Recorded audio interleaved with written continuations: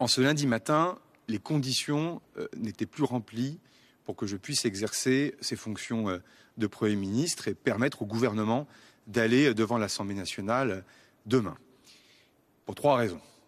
La première, c'est que précisément ces formations politiques ont fait mine parfois de ne pas voir le changement, la rupture profonde que représentait le fait de ne pas se servir de l'article 49 alinéa 3 de la Constitution. C'est-à-dire qu'au fond, il n'y avait plus de prétexte pour une censure préalable. En tout cas, il n'y avait plus de prétexte pour faire que les parlementaires refusent de faire leur métier de parlementaire, c'est-à-dire de discuter la loi, de l'amender et, le cas échéant, de voter ou non un texte. Et cette rupture, je le dis, elle a été soulignée par un certain nombre d'observateurs, d'acteurs de la vie politique, certains opposants d'ailleurs qui le demandaient historiquement, mais elle n'a pas permis ce choc de se dire on peut faire différemment et on peut construire les choses différemment.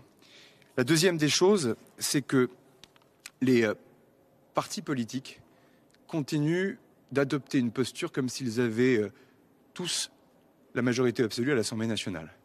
Et au fond, je me suis retrouvé dans une situation dans laquelle j'étais prêt à des compromis, mais chaque parti politique veut que l'autre parti politique adopte l'intégralité de son programme.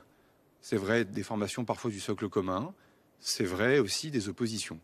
Or, nous l'avons dit, pas de coalition large, c'est un choix qui a été fait par les différentes formations politiques de l'opposition, de ne pas venir avec le socle commun au gouvernement, mais de permettre les débats et d'organiser ensuite les compromis, sachant que les compromis ne sont pas la compromission. Mais pour cela, évidemment, il faut changer d'état d'esprit et ne pas vouloir appliquer l'intégralité de son projet et de son programme.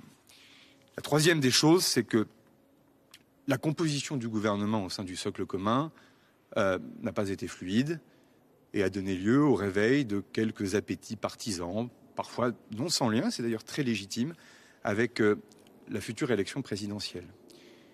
Je le dis, ou je le redis, si ce moment est le moment le plus parlementaire de la Ve République, en aucun cas il faut revoir vivre ici les mauvais moments de la 4e République.